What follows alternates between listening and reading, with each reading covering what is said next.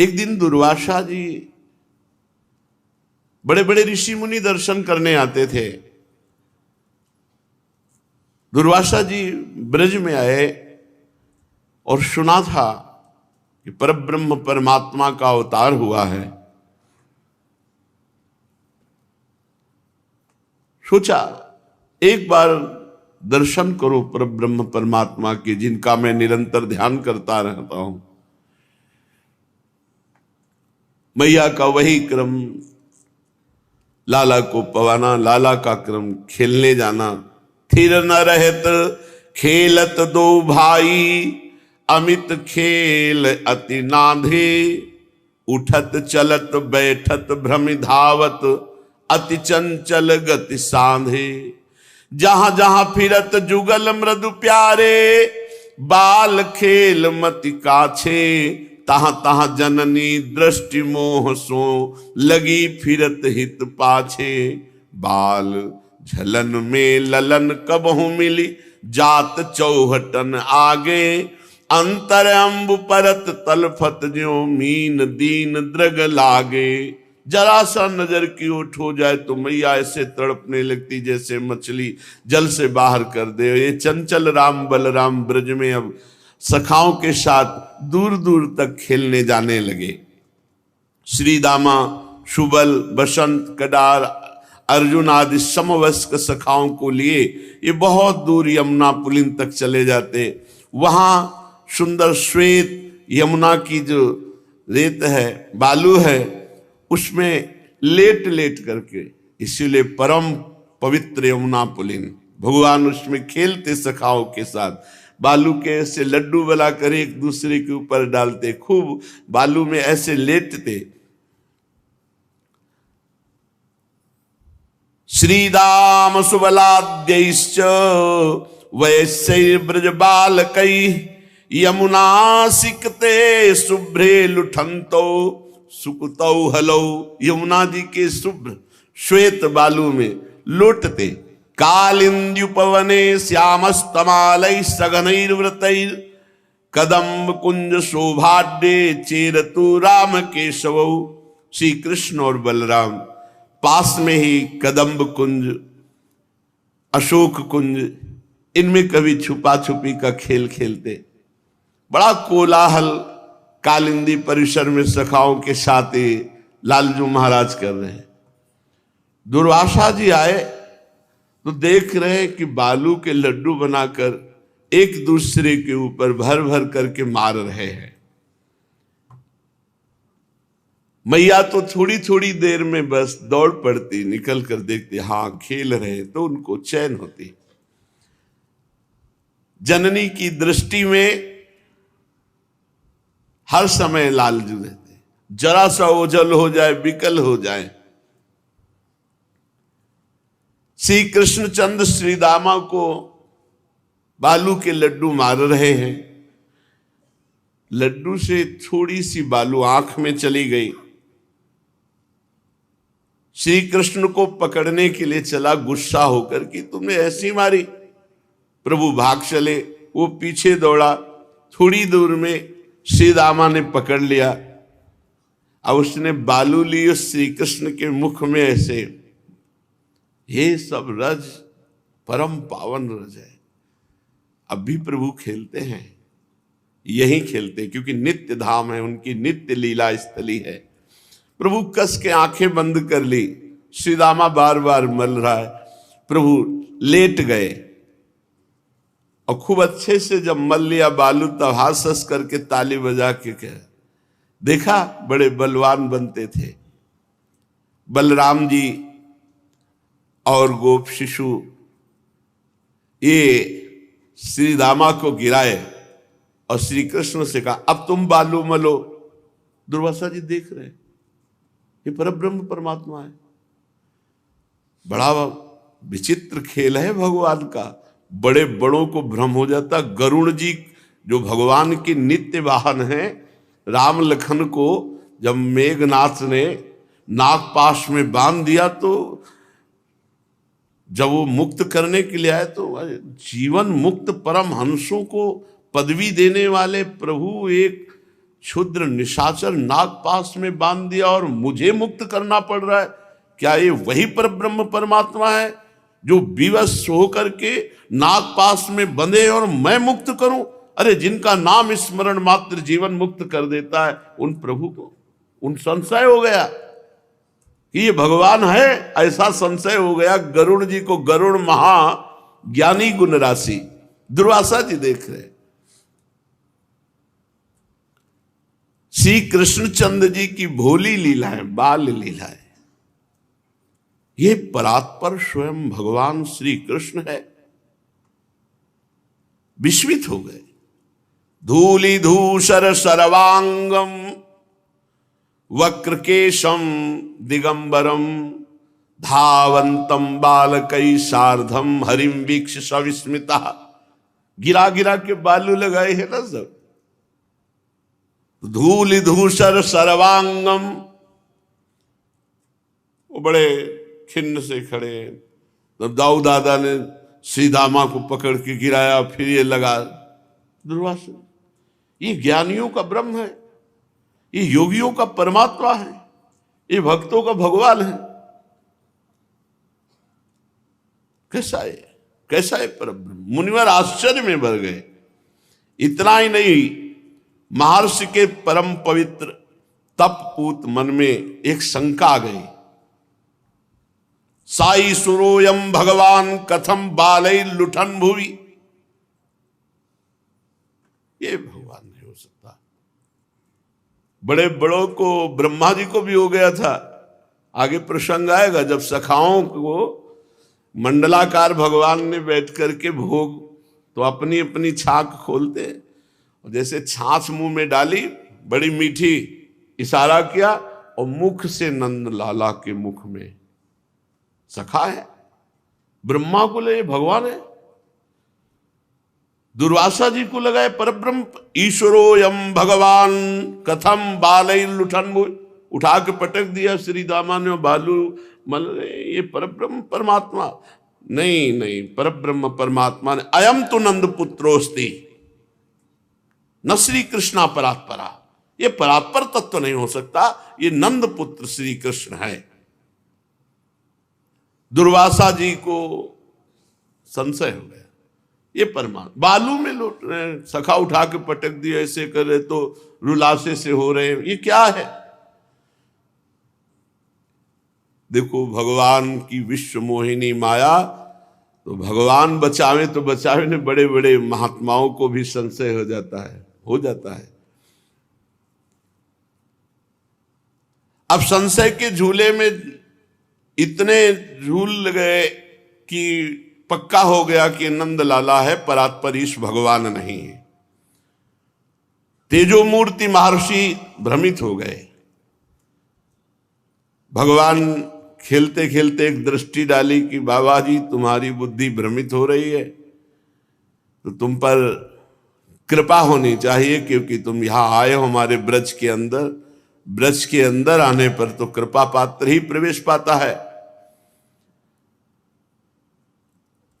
भगवान महर्षि की ओर एक दृष्टि डाली। खेल से सब रुक करके गोपों ने भी देखा, एक वलकल की लंगोटी तेजो मूर्ति दुर्वासा जी, जटा का भार और सब जटाएं स्वर्णिम, मुख पर उद्दीप्त तेज।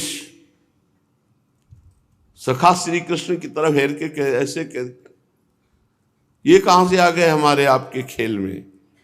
भगवान हंसते हुए बोले, श्री दाम अब तू हार गया ना, तो बाबा जी की तरफ देख रहा है। तुझे यदि विश्वास न हो तो इन संत से पूछो मैं कितना बलशाली हूं।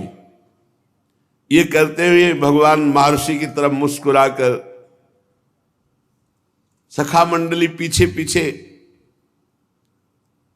गंभीर मुद्रा में संशय दृष्टि से दुर्वासा जी देख रहे भगवान श्री कृष्ण को। श्री कृष्ण चंद्र जो समीप आए, जे ही समीप आए, भगवान ने एक दृष्टि ऐसे दी से कंपायमान पूरा शरीर दुर्वासा का, आंखों से आंसू चलने लगे।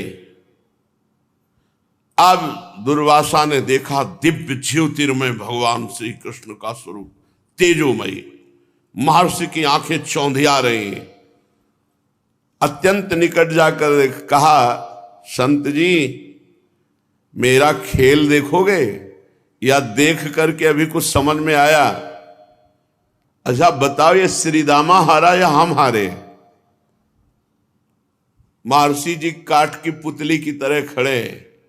भगवान जब दृष्टि में दृष्टि डाली, दिखाई दे रहा अनंत ब्रह्मांडों का स्वामी, अनंत तेज, रोम रोम में कोटि कोटि ब्रह्मांड।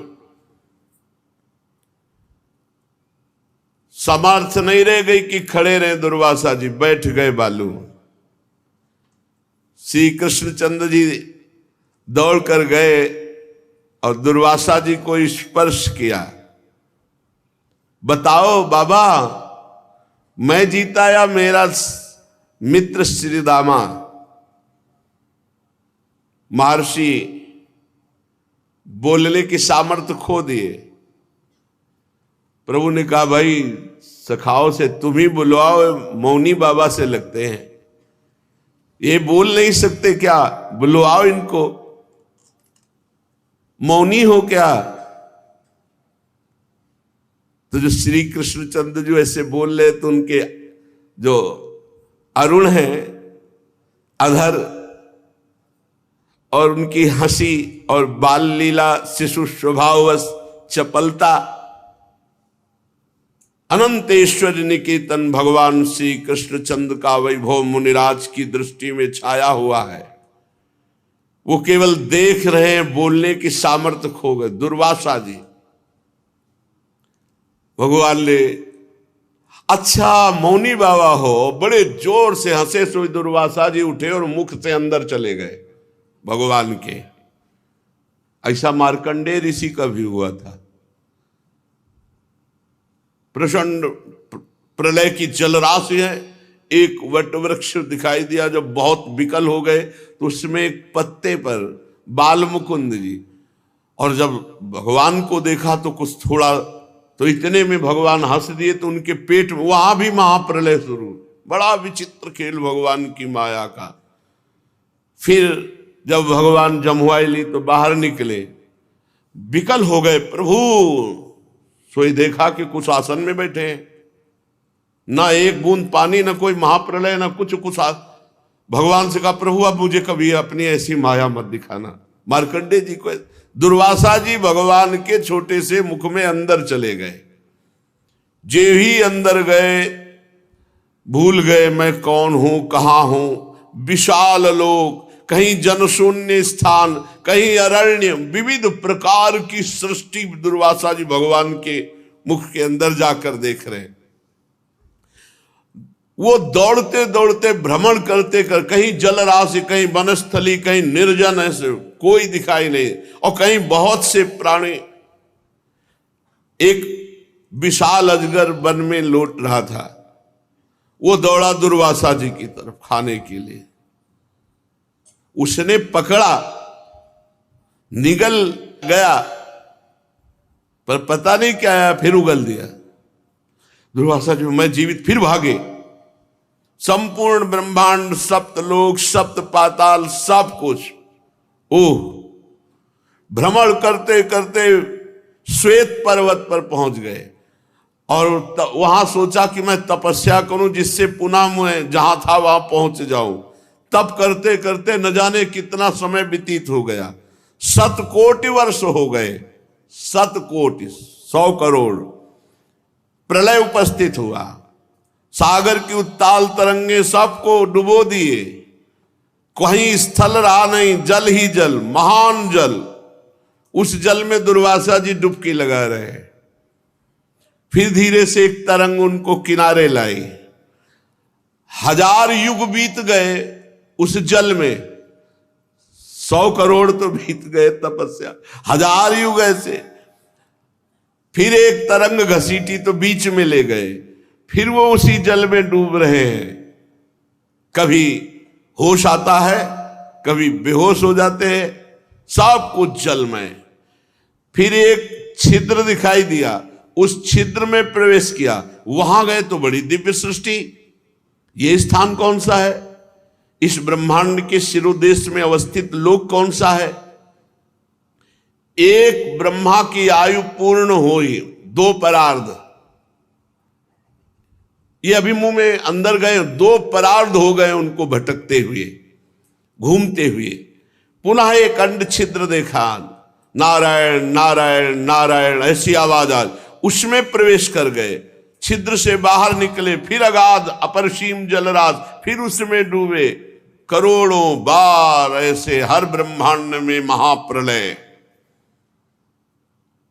फिर विरजा के तीर पहुंचे, दिव्य पराग इंद्र नीलमणि मरकतमणि श्यामंतक मणि दिव्य रुचक कौस्तुभ मणि, ये सब दिव्य मणियां श्वेत हरित रक्तवर्ण दिव्याति दिव्य रत्न समूह माणिक्य।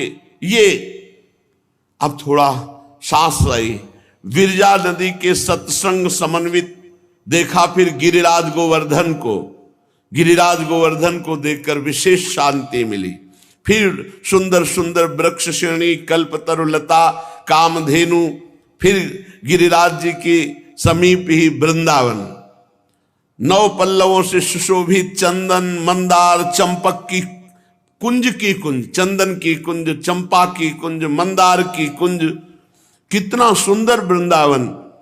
आम्र नारंग पनस ताल नारिकेल जम्बू बदरी खरजूर गुआक जंबीर कदली श्रीफल दाड़िम वृक्षों की पंक्तियां, प्रियाल साल अश्वत्थ नितंब शालमली, बड़े सुंदर सुंदर कुंज निकुंजे। फिर नजदीक देखा श्री पावन यमुना जी, और यमुना जी के समीप कुंज कुटीर मणि मंदिर, हरिद्राभ मणिमय हीरक खचित कपाटों से विभूषित। फिर वहां से लीला शक्ति ने वृषभानुपुर बरसाना, वहां देखा पंचम द्वार देव भानु से संरक्षित, अगर चंदन कस्तूरी कुमकुम द्रव से देव भानु के अंग चर्चित, कंठ में कदम्ब पुष्पों की माला धारण किए हुए श्री लाडली जी के महल का दर्शन कर रहे हैं। वृषभानु जी की शोभा, महल के द्वार पर पुष्पों का तार, बड़ा सुंदर महल, बड़े सुंदर सुंदर पल्लवों से सुशोभित, बड़ी सुंदर सुगंध आ रही है, बड़ी सुख मिला दुर्वासा जी को। 12 त्रयोदश पंचदश षोडश ऐसे द्वार हैं, और सब में कोटि कोटि गोपांगनाएं महलों में सेवा में लगी हुई हैं। असंख्य कोटि सूर्य एक साथ उदित हो, ऐसी एक महल की शोभा है। उस महल को देख करके जब उनकी दृष्टि गई तो देखा अनंत बिजलियों की कांति, विश्व मोहन सौंदर्य। दुर्वासा जी हतप्रभ हो गए कि आज तक इनकी छाया को छू सके ऐसी त्रिभुवन में हमने सुंदरी नहीं देखी। दुर्वासा जी को देखकर कुछ मंद मुस्कुरा दिया लाडली जी ने। बस वो मुस्कुराहट अनंत ब्रह्मांडपति गोलोकपति के मुख से प्रवेश जो किए हुए थे दुर्वासा जी, उनके हृदय पर। अभी श्री जी के रूप सौंदर्य का पान ही कर रहे थे कि अचानक बाल गोविंद के मुख से बाहर आ गए। जब बाहर आए, ये क्या अनंत ब्रह्मांड, क्या क्या क्या क्या पूरा सब देख डाला, वृंदावन गोवर्धन बरसाना सब। भगवान फिर वही बालू का पिंड लेके श्री दामा की तरफ मारते, बोले संत जी हम जीते या श्री दामा जीता? दुर्वासा जी कांप गए, प्रभु हम तो नंद लाला समझे थे, अब समझ में आया। हे नाथ आप परात्पर ईश्वर हैं। हे श्री कृष्णचंद, ये कल्पों बीत गए, मुझे कल्पों बीत गए आपके उदर में देखते हुए। मुख विवर में प्रवेश किया तो कल्पों। मुनि अंजलि बांध ली, सिर झुका लिया और भगवान श्री कृष्ण के अनंत ऐश्वर्य को नमस्कार किया। बालम नवीन शतपत्र विशाल नेत्रम बिंबाधरम सजल मेघ रुचिम मनोज्ञम मंदस्मितम मधुर सुंदर मंदयानम श्री नंद नंदन महम मनुषा नमामि मंजीर नूपुर रण नवरत्न कांची श्रीहार केसरी नख प्रत्यंत संघम दृष्ट्यार्तिहारिमश बिंदु विराजमानम वंदे कलिंद तनुजा तट बाल केलिम पूर्णेन्दु सुंदर मुखो परिकुंचिताग्राह केसा नवीन घन नील निभा स्फुरन्तः राजन्त आनत शिरः कुमुदस्य यस्य नंदात्मजाय सबलाय नमो नमस्ते। बार बार मुनिवर के नेत्रों में अश्रु है, बार बार भगवान के चरणों में प्रणाम करते हैं और नमस्कार करके दुर्वासा ये जान गए कि यन्नाम श्रुति मात्रेण पुमान् भवति निर्मलः सा तीर्थ पदा किं वा दासा नाम अवशिष्यते। आहा, जिनके मंगलमय नाम को सुनने मात्र से प्राणी निर्मल हो जाता है, उन भगवान का जो दास बन जाए फिर उसको क्या। दुर्वासा जी कृतकृत्य हो गए कि आज मुझे साक्षात परब्रह्म परमात्मा के दर्शन हुए।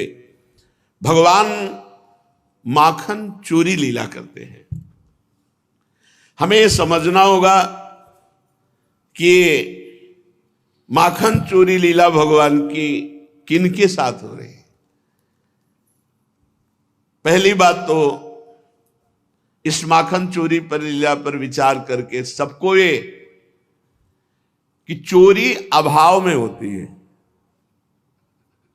चोरी तब होती है जब हमारे पास वस्तु का अभाव होता है, हमारी कोई कामना की पूर्ति नहीं होती तो हम फिर दूसरों की वस्तु चोरी करते हैं। पहली बात तो भगवान पूर्ण काम है। दूसरी बात, भगवान की भगवत्ता ना देख करके केवल अवतार लीला को देखे तो 9 नंद हैं और एक नंद बाबा के यहां जब करोड़ों गैया दान की जा सकती है तो वहां कितनी गैया होंगी गिनती नहीं है, और सबके पास कई कई लाख गौएं हैं और लाला अकेला। वहां ऐसे कुंड बने हैं जिनमें दही दूध घी ऐसे रखा जाता है, घड़ों में कुछ गायों का मक्खन आदि, कुंड के कुंड है। भला जिसके पास इतना माखन होगा वो माखन चोरी करेगा? चोरी तो अभाव में होती है, दूसरों को दुख देने की भावना से होती है। हमारे भगवान सच्चिदानंद है, पूर्ण काम है, अमना है, वो चोरी क्यों करेंगे? जरा गौर से सुनिए इस प्रसंग को। न भूत संग संस्थानो देवस्य परमात्मनः यो वेत्ति भौतिकम देहम कृष्णस्य परमात्मनः सा सर्वस्माद् बहिष्कार्यः श्रौते स्मार्त विधानतः मुखम तस्यावलोक्यापि सचलै स्नानमाचरेत्। भगवान श्री कृष्ण का श्री अंग सच्चिदानंद है, सच्चिदानंद रूपाय। भगवान का शरीर हमारा जैसा पांच भौतिक नहीं है। भगवान मां के गर्भ से कभी प्रकट नहीं हुए, पहले अपना भगवत रूप दिखाया और फिर बालक रूप बन गए हर अवतार में। भगवान श्री कृष्णचंद्र जी को जो पांच भौतिक शरीर वाला मानता है उसके सारे कर्म नष्ट हो जाते हैं। जो पुण्य है, श्रौत स्मार्त कर्म सब नष्ट हो जाते हैं। वो इतना पवित्र हो जाता है कि मुंह देखने लायक नहीं, सचैल वस्त्र स्नान करना चाहिए जो भगवान को पांच भौतिक शरीर मानता है। चिदानंदमय देह तुम्हारी विगत विकार जान अधिकारी। भूख प्यास लघु शंका सोच ये सब इस शरीर में होती है, पांच भौतिक में, भगवान में नहीं। स्त्री पुरुष के चिन्ह ये सब भगवान में नहीं, चिदानंद में ये सब नहीं है जो पांच भौतिक देह में। इसलिए भगवान का जो वपु है वो पांच भौतिक नहीं, चिदानंदमय है। अस्यापि देव वपुषो मदनुग्रहस्य स्वेच्छामयस्य न तु भूतमयस्य कोपि। भगवान सच्चिदानंद रूप स्वेच्छा से प्रकट करते, कर्म बंधन या पांच भौतिक नहीं। भगवान का श्रीअंग अपराकृत है, बहुत ध्यान से सुन। भगवान में स्त्री पुरुष चिन्ह नहीं होते। भगवान के श्री विग्रह में मलमूत्र, रक्त, सप्तम धातु ये सब कुछ नहीं होता। चिदानंदमय आत्म स्वरूप भगवान का स्वरूप।